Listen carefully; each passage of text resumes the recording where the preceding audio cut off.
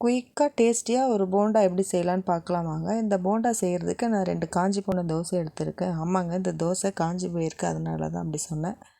ஏன்னா இது நான் காலையில் எனக்கு சாப்பிட்றதுக்காக செஞ்சேன். சாப்பிட உட்காரும்போது கரண்ட்டு போயிடுச்சு. கரண்ட்டும் வரல, நான் சாப்பிடவும் இல்லை. ரொம்ப நேரம் கழித்து தான் கரண்ட்டு வந்தது. அதுக்குள்ளேயே தோசையும் ட்ரை ஆகிடுச்சு. அதனால் அந்த தோசையில் என்ன பண்ணலாம் அப்படின்னு நினச்சி தான் நான் ஒன்று ட்ரை பண்ணியிருக்கேன். நீங்களும் செஞ்சு பாருங்கள், நல்லா இருந்ததுன்னா சொல்லுங்கள். இது ட்ரையாக இருக்கிறதுனால இப்படி கையில் உதிர்த்திங்கனாலே உதிர்ந்து வந்துடும். அப்படி வரலைன்னா மிக்ஸி ஜாரில் போட்டு எடுத்துக்கோங்க. இந்த மாதிரி உதிர்த்தி எடுத்துக்கோங்க.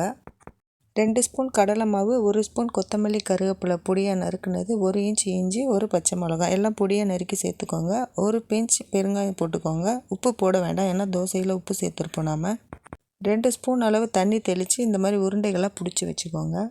கடலை மாவுக்கு பதில் நீங்கள் மைதா கூட சேர்த்துக்கலாம். மைதா சேர்த்தாலும் நல்லா தான் இருக்கும். கடலைப்பருப்பு உளுந்தும் தாளித்து சேர்த்துக்கோங்க. எங்கள் வீட்டில் கடலைப்பருப்பு சாப்பிட மாட்டாங்க, அதனால் நான் போடலை.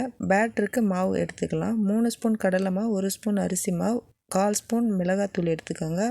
1/4 ஸ்பூன் வேண்டான்னா நீங்கள் ஒரு 1/2 ஸ்பூன் கூட சேர்த்துக்கலாம், காரம் அதிகம் சாப்பிட்றதா இருந்தால்.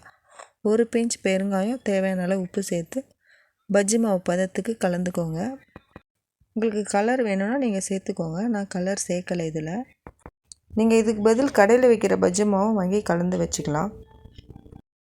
100 கிராம் எண்ணெய் கடாயில் ஊற்றி எண்ணெய் சூடானதும் நம்ம உருட்டி வச்சுருக்க உருண்டையை இந்த மாவில் ஒன்று ஒன்றா டிப் பண்ணி போட்டு எடுத்துக்கோங்க. மீடியம் ஃப்ளேமில் வச்சு எடுத்துக்கோங்க. இதுக்கு கார சட்னியும் வேர்க்கடலை சட்னியும் ரொம்ப நல்லாயிருக்கும். இதை நீங்கள் செஞ்சு பாருங்கள். செஞ்சு பார்த்துட்டு எப்படி இருக்குன்னு சொல்லுங்கள் எனக்கு. இது புளிச்ச மாவில் பண்ணுற தோசையை விட புளிக்காத மாவில் பண்ண தோசையில் தான் ரொம்ப நல்லா வரும். அதை கொஞ்சம் பார்த்துக்கோங்க. இந்த வீடியோ பிடிச்சிருந்தால் லைக் பண்ணி, ஷேர் பண்ணி, சப்ஸ்கிரைப் பண்ணி சப்போர்ட் பண்ணுங்கள். தேங்க்யூ.